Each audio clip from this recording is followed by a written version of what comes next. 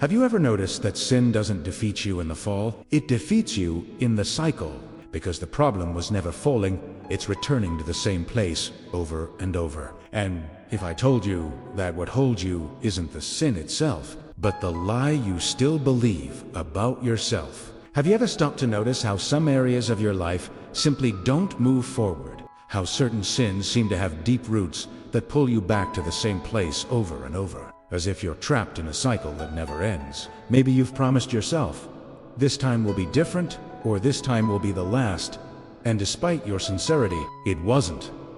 Then comes that bitter feeling of repetition, a mix of frustration and shame, a weight that only seems to grow. It's a process that drains the soul.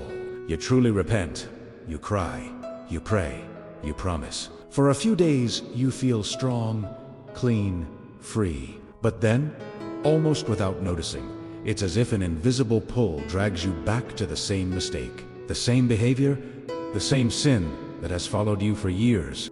And when you fall again, the impact isn't just moral, it's emotional, spiritual, and tied to your identity. You start to believe that God must be tired of you, that He won't listen to you again, that your prayers feel weaker because even your faith is bruised. And this silent pain, this feeling of repeating a story you hate, makes you believe you're a lost case. But listen closely. This thing you're feeling, the shame, the internal battle, the war no one sees, is not the end. It is not proof that you're far from God. In fact, it's the opposite. This discomfort is your soul crying for freedom. It's evidence that there is still spiritual life inside you. A dead soul sins without sorrow. But you feel, you care, you cry. And if you feel pain, it means there is still hope. You need to understand something crucial. Sin is not merely an action, it is an attachment. It is a habit built over years, fed by lies that wounded your identity. Most people don't return to the same sin because they are weak. They return because, deep inside, they still believe that sin fills a void, that it gives some kind of pleasure, safety, or identity. And that means willpower alone doesn't fix everything. In fact, strength alone rarely resolves something spiritual. What sets you free is not effort. It's light. Jesus said, "You will know the truth, and the truth will set you free." Truth is light entering the dark corners, the traumas, the memories, the triggers, the hidden habits you never really brought before God. Truth breaks the lies that keep you bound. And here's another truth. God is not scandalized by your struggle. He has never looked at you and thought, this one has no solution. On the contrary, Jesus touched the impure, sat with sinners, walked with the broken. He never turned away from those who were fallen. He came for people exactly like you and me.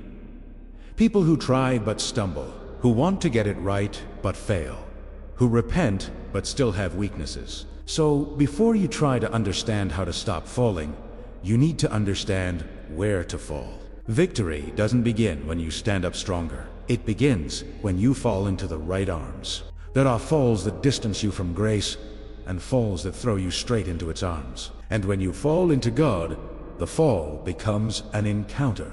Imagine if, instead of running with guilt, you learned to run to the right embrace. Imagine if every weakness became an opportunity for intimacy. Imagine if, instead of pretending to be strong, you allowed God to heal you exactly where it hurts. Change begins there, in surrender, not in religious performance, not in impossible discipline, not in "I promise, this time will be different," but in something simpler and deeper.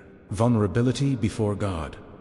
What about praying, "Father, help me, or I can't do this alone"? A sincere prayer, without masks, without rehearsed phrases, without shame hiding wounds, because you already know that He knows everything. And maybe you fall again, but the fall will be different.